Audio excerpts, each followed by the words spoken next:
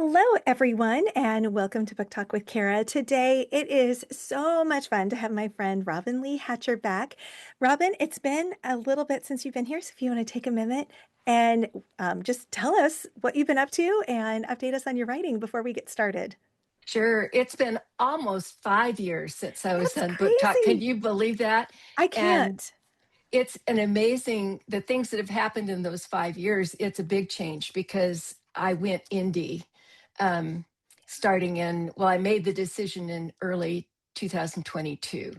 And I've had, I think, 8 indie books release in that time. So there was so much to learn making that decision, and a lot to process and get into gear. And I had to finish some books that were contracted. So it wasn't like I jumped in immediately. But what was really fun was that when I made the decision to go indie, I had an idea for a series that I had set aside more than 10 years before. And it Wow. had been sitting in my idea file. And so when I said to myself, well, okay, you've made this decision now, what are you going to write? And right away, I just knew it had to be those books because I'd wanted to write them so much. And they went from a series of 3 books in the original proposal that I'd written back in late 2009.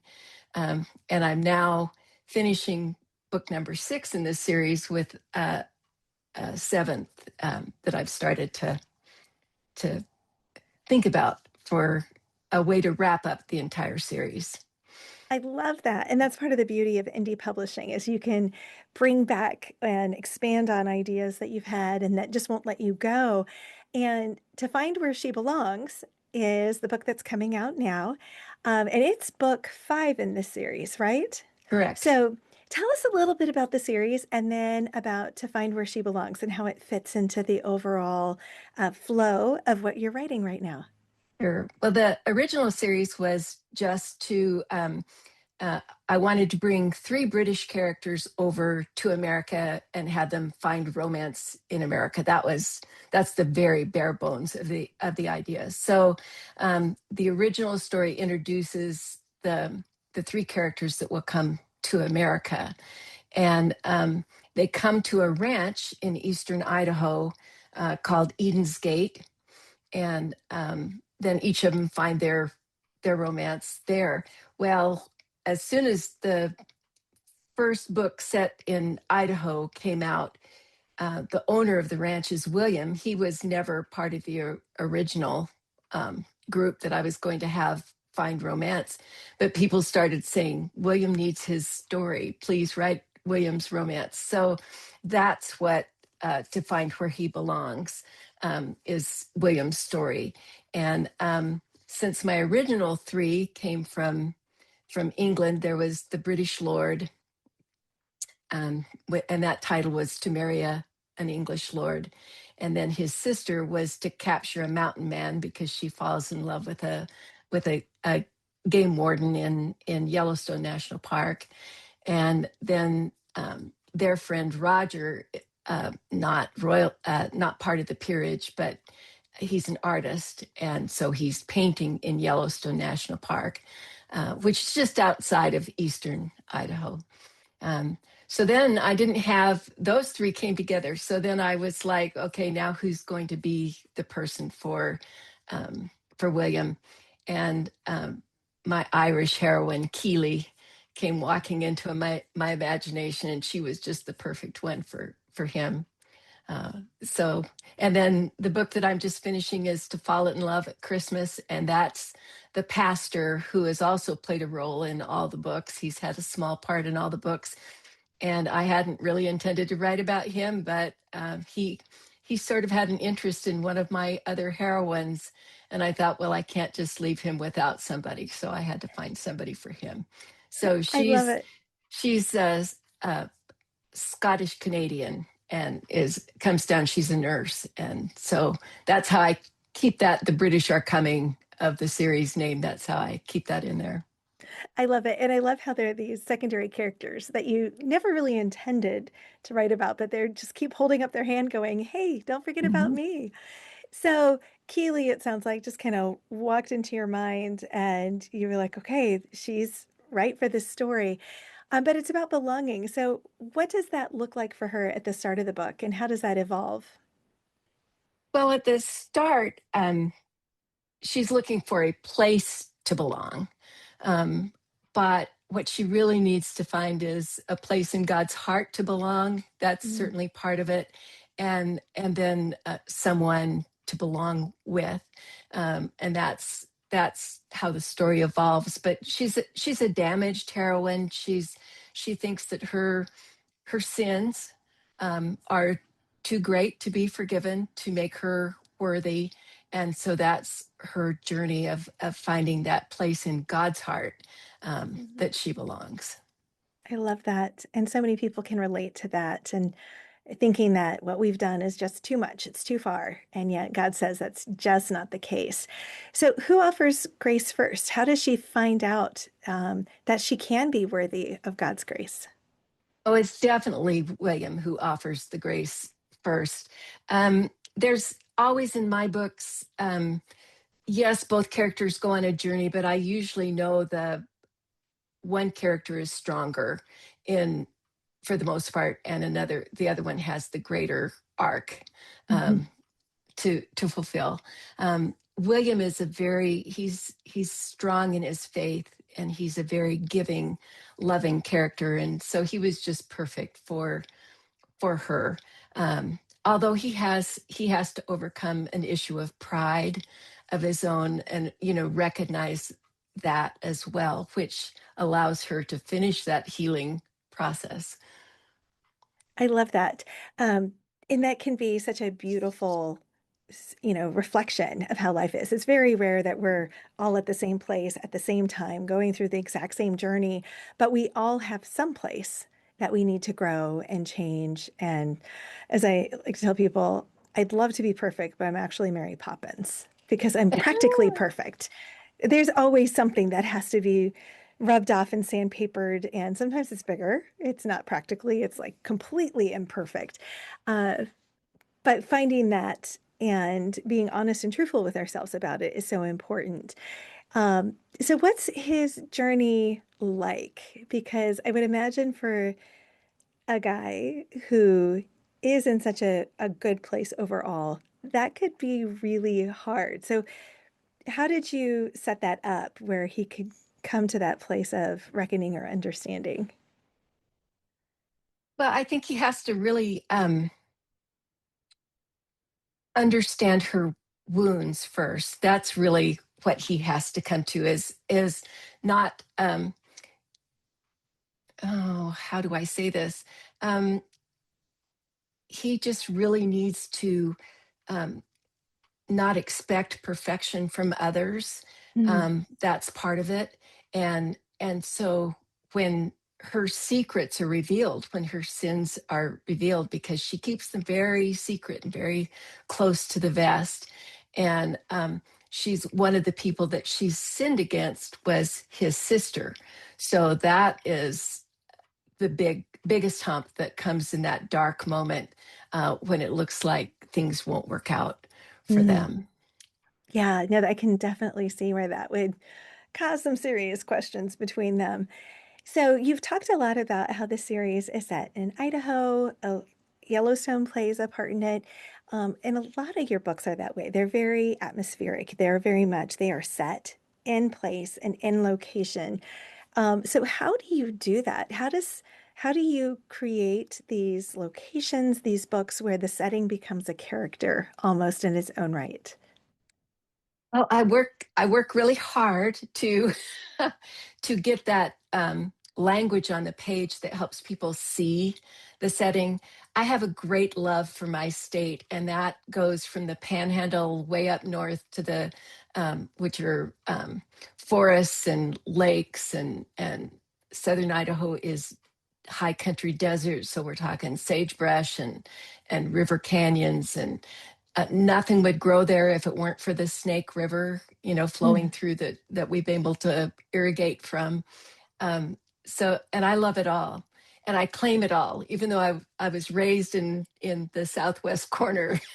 I love all portions of the state and have visited a lot. So I think that comes through in my writing because of my affection for it. And I'm actually only second generation Idahoan, although it feels like longer, like more families, because my family came here from California.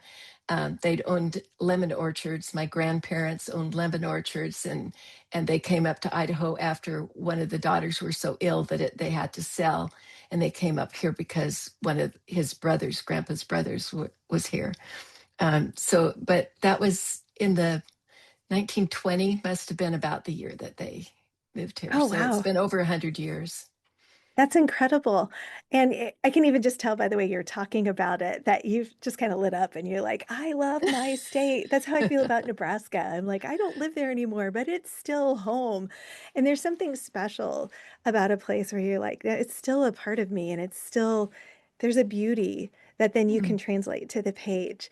So when you're writing about this and, that's being translated into the page, as you think about the book in general, was there some type of research or something you had to do for the book that you were like, yeah, I can't include that? That would just slow everything down. Oh, I can't think about that. I can't think of that happening in this book. It certainly has happened in the past. Generally, I think in general, authors research a lot and can use very little. That they actually, and for those of us who love historicals, um, I could easily never write another book. Just get me on a rabbit trail and let me just go research that and then the next thing and then the next thing. So as a writer, I have to really rein that in and say, okay, I learned just as much as I need for this story. Certainly, although Yellowstone doesn't really play a part in this fifth book, it was around for several of them. I took characters into the park, and so I was researching a lot about game wardens and buffalo. Buffalo was huge when I got started because at the time the story's taking place, the 50 million buffalo had been killed and slaughtered and skinned, and there was less than 100 buffalo left at the time that I set my stories. From 50 million around 1840, 1850-ish to the late 1890s, Oh, 50 million down to less than 100.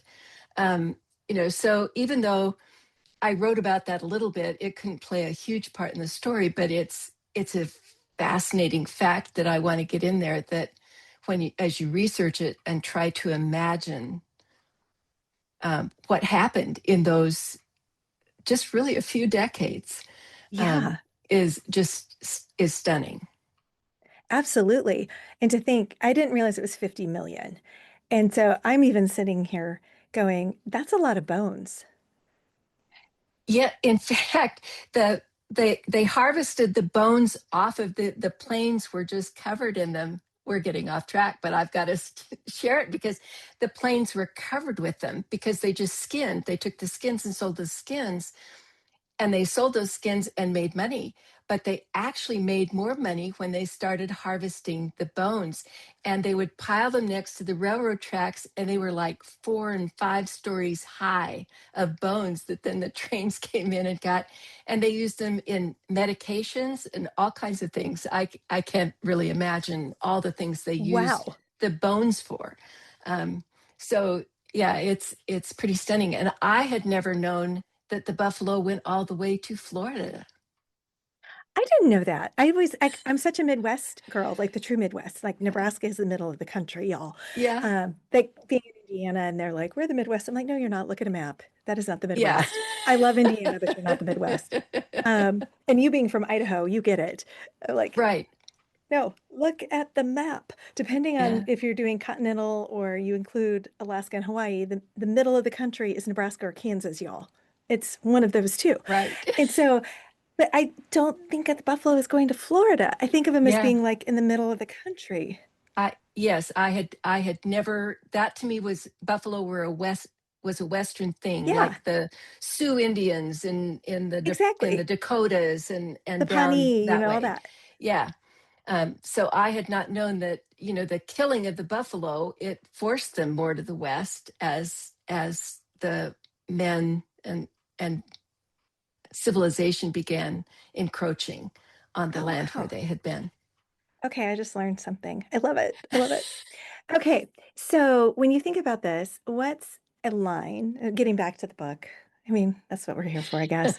So, but you get two history nerds together, and we're like, ah. Yeah. So to find where she belongs, what's a line that you, excuse me, we'll cut this out.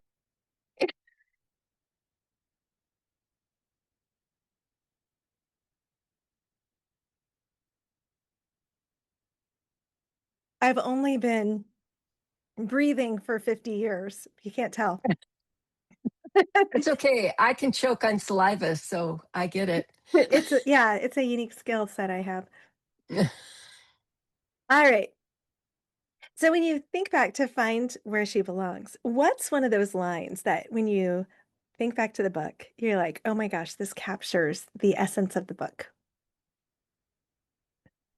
I'm not sure this specifically answers your question, but the line that immediately comes to mind is "Sweet suffering cats," and you have to read the book to find out. I wrote it. It's my Irish heroine. The book opens. The prologue is her coming to America on the ship, and that is her line when she's surprised or scared or frightened, is "Sweet suffering cats," and except heard in a proper English or Irish accent. Um, and that, I had no idea when I wrote those three words that it would play its way through the book and become much more meaningful to not just me, but to William the hero. So Oh, I love it. it's special to me. Well, and it's so fun that, each character has their own voice and their own way of showing up, and that that's hers. And so you're writing a book that has some real issues and I mean, you don't write soft stuff, but you're writing about hope too. So, how do you blend hope with the real world, real issues without softening or negating that there's real hurt in the world, but there can also be real hope? Well, I think for me, it plays out in my own life because I've had really hard things happen in my life, but I always have hope. I have hope in Christ. Um, he's ultimately what pulls me through. So that is what comes out in my books, I think, just naturally, because my faith is is what sees me through. And and we always have hope when we're following God. Um, his promises are true, um, and they will be fulfilled. And so that's what I like to write into my stories. And I don't know any perfect people, so I have never written about perfect characters or perfect lives. I don't know anybody who goes through life unscathed. Even Yeah. those I look at who I think have perfect lives, it generally plays out that if I really get to know them, I find out that they don't have any more perfect lives, free of pain and heartache and tough decisions. That's just life. In fact, there was a song in the '90s from the singer Pam Thumb, that's "Life is hard, God is good," and I have made that sort of my signature Mm. Yeah, because I just think it's so true. Life is hard, but God is good. I love that. All right. And was there a moment when you were writing the story that you were like, I should not have tackled William's story. I should have just let it go. No, this particular book, I never felt that. I just loved writing his story. It was fun. And while um, these books in this series, I think, yes, they have real issues in them, but I think of them as being more lighthearted. They're fun to write and fun to read, even when there are dark moments. Um, so this particular story, no, I didn't ever feel that. I have felt that before, but not with this book. I love that. That's so great because not every book has to have that moment. And then, is there a single question that you would love to have a book club debate if you could sit in and listen to their conversation?